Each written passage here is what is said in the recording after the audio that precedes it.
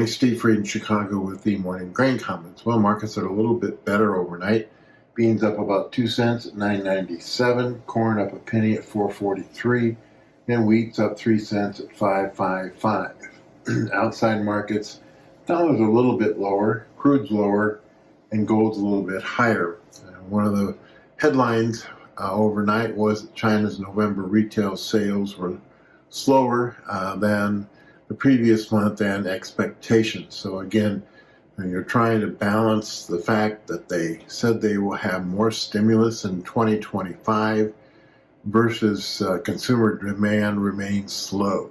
So up to date, most of China's stimulus has been in the property and banking industry and not the consumer. So we'll have to see if they come up with something to help consumer buying.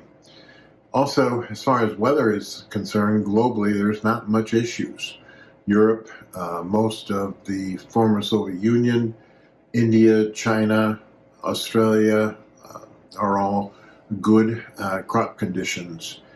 Down in South America, Brazil is favorable. There's parts of western Rio Grande do Sul and southern Brazil, parts of Paraguay and parts of Argentina that are drying out seasonally.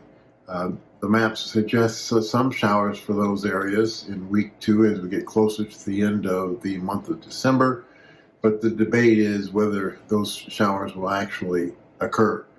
Again, when we look at strong nearby demand for corn and beans, both domestically and exports, that's supporting the market to where we're at. If you look long term, potential for record South American crops and maybe the same in 2025 for U.S. crops, prices are too high.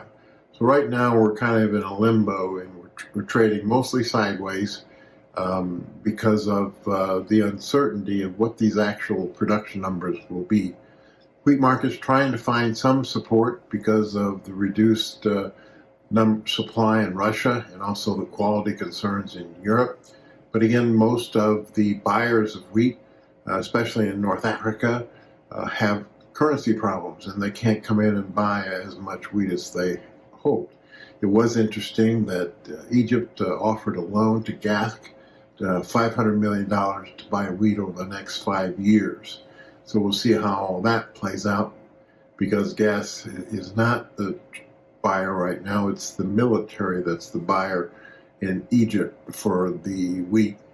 So it's kind of a mixed bag. We expect low volume trade this week and going into next week with the markets kind of in mostly sideways mode.